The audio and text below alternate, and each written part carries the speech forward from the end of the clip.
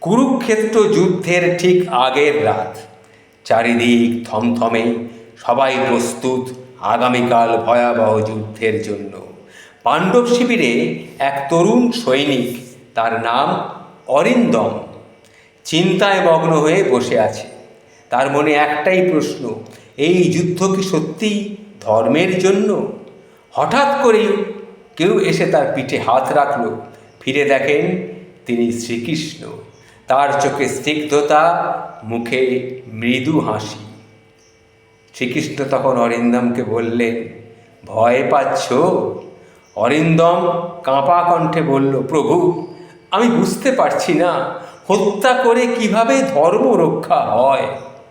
তখন শ্রীকৃষ্ণ মৃদু হেসে বলেছিলেন, ধর্ম মানে কেবল পূজা নয়, ধর্ম মানে ন্যায় রক্ষা।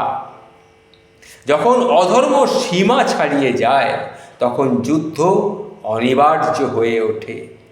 তুমি যার বিরুদ্ধে দাঁড়াবে, তারা শুধু শত্রু নয়, তারা অন্যায়ের প্রতীক। তখন অরিন্দম ধীরে ধীরে মাথা নেড়ে সম্মতি জানায়। তখন শ্রীকৃষ্ণ আবার বললেন, তুমি যুদ্ধ করো, কিন্তু ক্রোধ নিয়ে নয়, জ্ঞান আর দায়িত্ব নিয়ে। তখনই সেটা হবে সত্যিকারের ধর্মযুদ্ধ।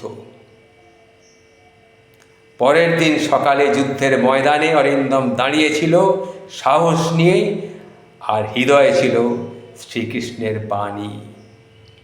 জয় শ্রীকৃষ্ণ, হরে কৃষ্ণ, হরে কৃষ্ণ, হরে কৃষ্ণ।